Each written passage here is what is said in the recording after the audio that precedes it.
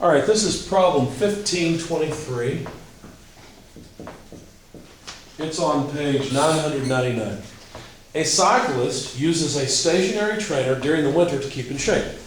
Knowing that she pushes down on her pedal with a velocity of 26 inches per second, the velocity of the pedal is 26 inches per second, it's going straight down, and that increases at a rate of 2 inches per second squared, so the acceleration of the pedal is 2 inches per second squared, that's also straight down. Determine the velocity and acceleration of point D on the bottom of the rear wheel.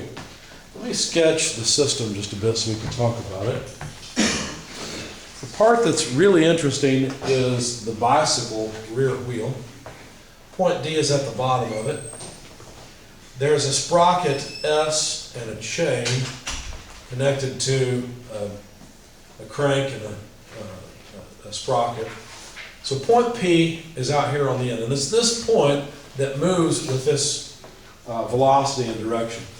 They call the crank C, and the length of the pedal is 6.5 inches, while the diameter of the crank sprocket is 7 inches, so a 3.5 inch radius. The diameter of the sprocket on the rear wheel is 3.5 inches, and then the diameter of the wheel is 28 inches. All right, now, the velocity of this point P, well, it would be related to the angular speed of the crank, wouldn't it? Because if we know the angular speed of the crank and we multiply that by, well, let's see, 6.5 inches, we have a relationship between the angular speed of the crank and the velocity of point P. Now, of course, what we know is the velocity of point P, so what we're going to do is solve for the angular speed of the crank. So that's just the velocity of point P divided by 6.5 inches. Well, the velocity of point P is 26 inches per second divided by 6.5 inches. And what units will we end up with here? Radians per second. In fact, this turns out to be 4 radians per second. That's the angular speed of the crank and of the pedal as well, really. Not the pedal that's on the end of the crank arm, but the crank arm and the crank sprocket. That would be the angular speed of those two bodies.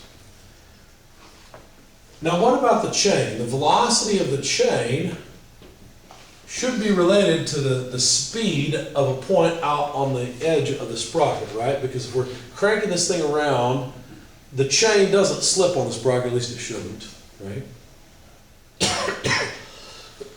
So the velocity of the chain is just the tangential velocity of a point out here on the edge of this crank sprocket. So what would that look like? Well, it'd be the angular speed of the crank times what? Well, 7 inches divided by 2, right? Because that's the distance from the center of rotation out to a point where, you know, the sprocket has the same linear velocity as the chain. So all we have to do is take the 4 radians per second and multiply it by 3.5 inches, and that will give us the linear speed of the chain. So that comes out to 14 inches per second. So the chain is moving along at every point at 14 inches per second. In fact, the chain is moving here at 14 inches per second, isn't it? So could we come up with the angular speed of the rear wheel in terms of the linear velocity of the chain? Sure. The angular speed of the wheel multiplied by the radius of this rear sprocket, which would be 3.5 inches over 2, is equal to the velocity of the chain. Right? Again, we're using V equals omega R. Again. Okay. And so, if we rearrange this, the angular speed of the rear wheel would be equal to the velocity of the chain divided by 3.5 inches over 2. Now, of course, the velocity of the chain is 14 inches per second. So we can calculate the angular speed of the wheel as 14 divided by 3.5 times 2. So 28 divided by 3.5. When you do that, you will find that the angular speed of the wheel is 8 radians per second. Okay, notice what happened. Our inch units canceled. We just had something over seconds, that something is radians. And so finally, I can find out the velocity of this point because I know the angular speed of not only the rear sprocket, but the angular speed of the rear wheel. Why? Because this rear sprocket doesn't move relative to the rear wheel. They're one body. They have that same angular speed, don't they? So the velocity of point D equals omega r, where omega would be the angular speed of the wheel, multiplied by 28 inches over 2, because that's the radius of the rear wheel. Okay? So if we take 8 radians per second times 14 inches, we'll get the velocity of point D on the outer periphery of the wheel. That's 112 inches per second. So that's one of the things they want us to find. What's the velocity of point D? Now I claim that you can't find velocity without some type of position solution. Well, we've got all the position solutions. We have all the sizes of everything, right? So we knew everything about the geometry. That made finding the velocity possible. By the way, excuse me. Sorry. We could not find the acceleration of point D without knowing the velocity of point D. Why? Well, because the acceleration of point D consists of two parts. There is a normal acceleration, and there's also a tangential acceleration. The tangential acceleration comes from the fact that the wheel is speeding up. Its angular speed is increasing.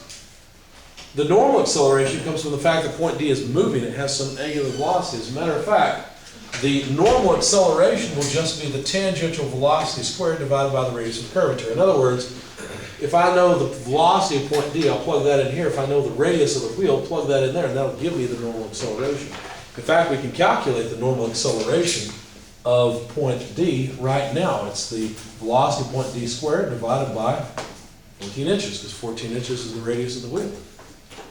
So we need 112 inches per second quantity squared divided by 14 inches. Notice that we will get something that is inches per second squared out of this. When you do that, you find that the normal acceleration is 896 inches per second squared. But that's not the only acceleration that this piece has, because look, the pedals are increasing their rate at 2 inches per second squared, right? The velocity of point P is increasing at a rate of 2 inches per second every second. Now, if we go through this whole chain of events to calculate the tangential acceleration of point D, what we'll find is that the tangential acceleration of point D will be equal to the gear ratio times the acceleration of point P. Think about it this way. If you know the velocity of point P and you know the linear velocity of point D, isn't there just a gear ratio to get you from P to D? Like this.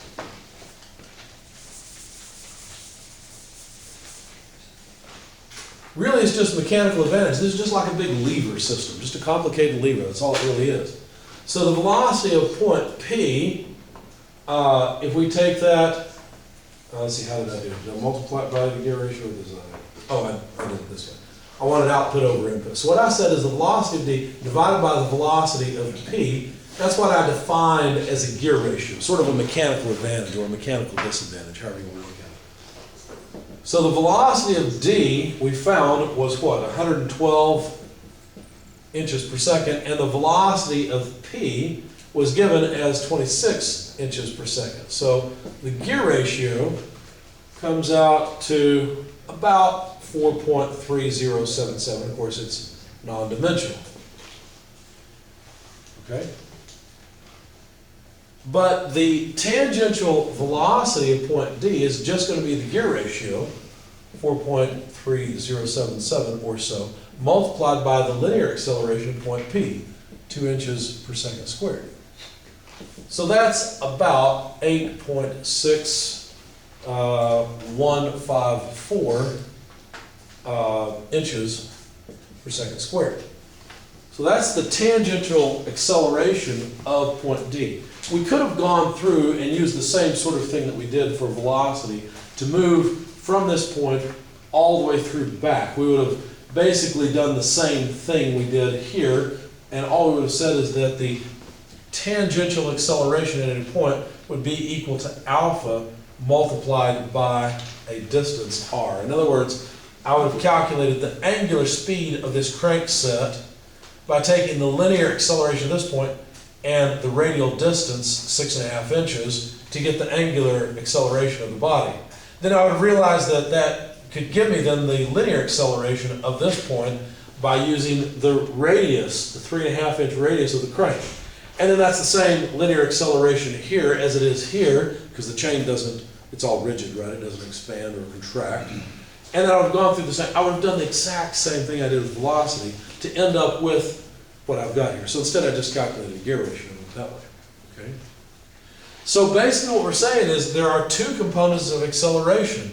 There is the normal component, which came out to 896 inches per second squared, and then there's the tangential component, which came out to a mere 8.6154 inches per second squared. The normal acceleration is much higher than the angular acceleration. But if we want the total acceleration at point D, then what we'll have to do is realize that it consists of two components. It's really a vector. It consists of a tangential and a normal component. And so the total acceleration at point D would be the square root of the tangential acceleration and normal acceleration. Okay, so the vector sum of those two. When you do this, it doesn't come out much difference. It's 896.04 inches per second squared, because this tangential acceleration is pretty small by comparison to the normal acceleration. Okay, so there's not a big difference in the result there. Any questions about this problem? Let me ask you a question. Here's something to chew on. What if it wasn't stationary? What if the whole thing was moving? What was on ground like a regular bicycle? How would that change the analysis? It's really important to think about how this point accelerates. As a matter of fact, the only way this point can accelerate is vertically up. Okay? Because if there's no slip with respect to the ground, let's say it's now on the ground, this point cannot accelerate horizontally. In fact, if you look at the way that a wheel rolls on ground and you plot, say, a point, so you follow this point, what you'll find is that as the wheel rolls along, this point will move like this. And I've forgotten the name, it may be called a cycloid or something, I don't remember. But basically this point moves vertically upward initially, and it continues that way. Okay? Where of course it ends up at the top of the wheel eventually when the wheel's in this position, and so on and so forth. Okay? So that's a key fact about the motion of a point like this. It can only accelerate upward. Now, of course, once it gets off the ground a little bit, then it can start accelerating horizontally. In a sort of a calculus limit sort of way, it only accelerates upward. Any questions so far? That also depends on your reference frame, right? Well, yeah, sure. If you're moving with a bicycle and that's your reference frame, then looking at the motion of the point, it would just be rotating about the hub. Sure. Good point. Anything else? Okay.